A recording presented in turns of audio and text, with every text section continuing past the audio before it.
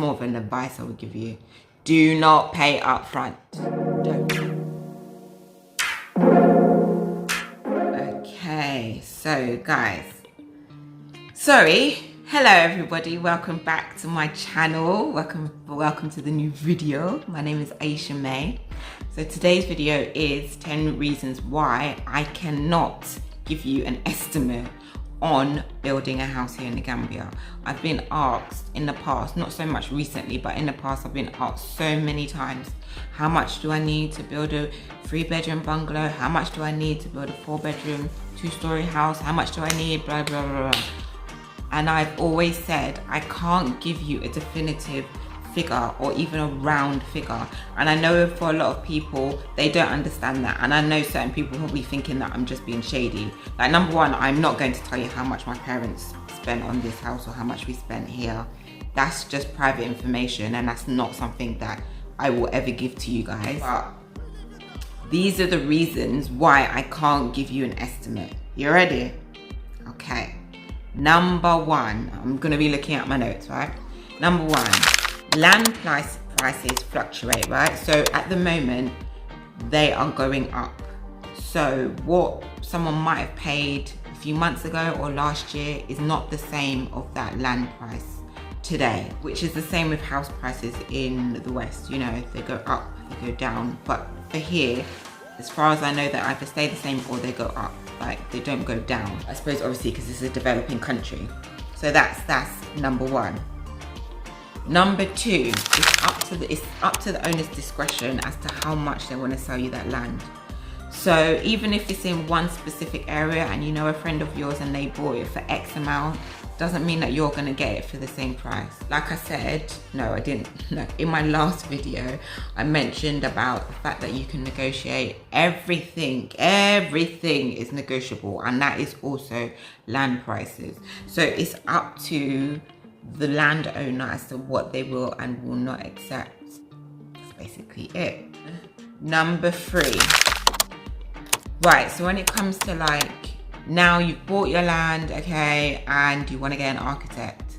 Again, different rates for different architects. Each person can say, right, it's going to cost this amount of dalasi, or it's going to cost that amount of dalasi. You have to negotiate and come to a price that suits your pocket. There isn't a kind of roundabout price for, okay, so this is how much architects usually charge. To be fair, that's just how it kind of is here with anything you buy.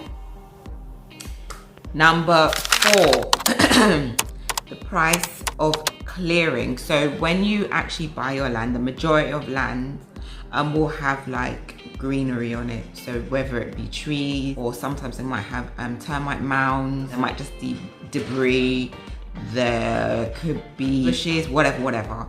Then you're gonna have to negotiate a price with somebody. There's gonna be, the main thing throughout this whole thing is negotiating a price, right? But anyway, so negotiating a price with that gardener or whatever for them to be able to clear it all. Then they either will burn it, or they will have to then get someone else to come and collect it, which is another price you're gonna have to pay for them to then take it away.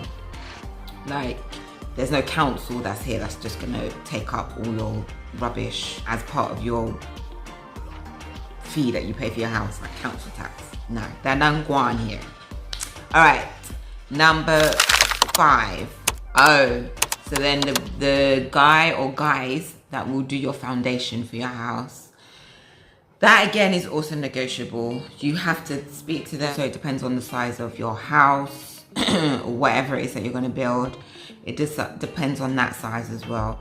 Obviously, that will then depend how much it will be. Also, you could run into issues like might not be any cement around that time that you're building your house, so then that can cause delay. When they do come in, sometimes the cement could be more expensive than it usually is. And also if there's raining season, that could cause back delays as well. Because then if it's raining, they can't do the foundation. So that can cause delays as well. That can also add things to your costs. Number 6. Okay, so obviously here you can see behind me, we use earth blocks, right? which are these red bricks. And they're usually, most people just use the regular cement kind of grey blocks, and then they will tile it, etc.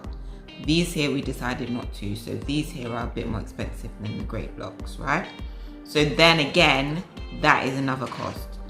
And then how many you're going to need for your building is also dependent on the cost.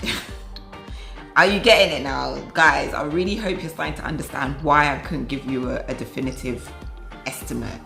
I hope you're understanding, please. Anyway, so number 7, once you are ready to tile and decorate, again, negotiable. And it depends on the square footage. It depends if you want to tile the entire house or building, whatever it is that you're going to be building. The square footage, so depending on the square footage is how much that tiler will charge you for tiling the place, your house, your business, whatever it is, right? And that's how they will go by. And again, it's negotiable. So someone else might have had Lamin come and tile their yard, right? And Lamin has charged them $14,000. I don't know. This is not a real thing. I'm just making it up, right? Please don't get excited. And then you might have Mbake, and he decides that he's going to tile someone else's house, and it's the same square footage, and he is charged $10,000. Like, it's just not, there's no, oh yeah, this is the price, this is how much it's going to be for tiling. It's just not like that. And also, if you have decided to, say, have the grey blocks, then the majority of people, they will tile basically the whole house. So, or you might paint the walls. You might paint the walls, and then you'll tile the floors, but then you'll tile outside. Again, another added extra cost. If you're not going to, and you're going to have these red bricks, then obviously you don't need to tile the outside, but then you'll still need to get it varnished to protect it from the rain and just the weathering. That's another cost. Okay, number 8, the amount of lights that you're going to have in your home. We ended up having quite a few lights, so that was an added cost because we didn't want it to be too dark. Because one thing that I've noticed with some of the homes here is that there's not a lot of lighting, and in the evening it's just dark. For some, they don't mind that, but for us, we didn't want that.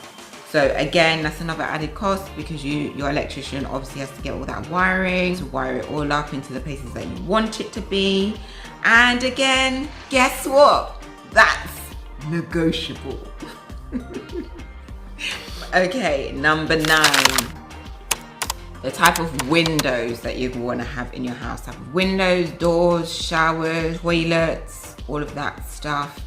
All of that is negotiable. Like, literally everything is negotiable. So you could go and get your toilets. Like, usually, well, we bought our toilets, showers, etc here in the Gambia in Gimpex. So you can go there, you can buy them. If you want, you can ship them in. Again, if you do that, it's another added extra cost. You can go to Senegal if you want, you can get things there. So all of these costs are just negotiable. Like, I'm really sorry that I'm saying the same thing. You're probably tired of it by now at this point in the video, but that's what it is. Like, all right, last one. Okay, number 10. Also, if you have any changes / issues along the way, like sometimes the workers won't work, or if you pay up front and you can lose out. So that's something that's more of an advice I would give you. Do not pay up front. Don't. Like, if anything, make sure that you give a certain portion, like literally divide up the payments. Don't give it up front because you'll just run into issues. That worker will just run off with your money, and I'm just being really real with you. So make sure that you don't do that. Make sure that you give them in portions. Once they've gotten to a certain point of work, then you can give them another bit, etc. But again, that could lead you into issues. And also, if you don't have a good contractor, and then you might have to fire that contractor to then get another one. Yes, those are realities of building here in the Gambia, because I know I've seen or heard certain things on YouTube where people are like, oh, how come so and so fired so and so, blah blah blah. Like, when you're not here on the ground, you don't know what the reality of it is. Like, until you know the reality, keep your mouth quiet. But yeah, so basically, there's like so many different factors that can affect the pricing of your build, and the weather obviously can affect it too. Also, especially with COVID at the moment, there were some things that are usually shipped in terms of trading, and those things haven't been brought here, so that gives delays as well, and in fluctuation of prices for, like I mentioned earlier, cement just being one. That's the main thing that you kind of need to build your home. Obviously different types of cement for bricks, for whatever. But yeah, so all of those things can affect it. Again, like even your ceilings, there's a certain type of there's platter, and there's certain materials that they need. If that's delayed, that causes delays, which can cause more costs. So yeah, so those are the kind of main things that I can think of anyway, and I just thought it would be good to explain to you as to why I've never sat down and said it costs X. I can't give it to you. Please, I beg you, don't ask me at the end of this video and ask me about how much, because I'm not gonna answer, because I've literally made this video to show you I can't give you no damn answer. Sorry if that's a bit rude, but it just is what it is. Like, come with a proportionate amount of money and just work with it.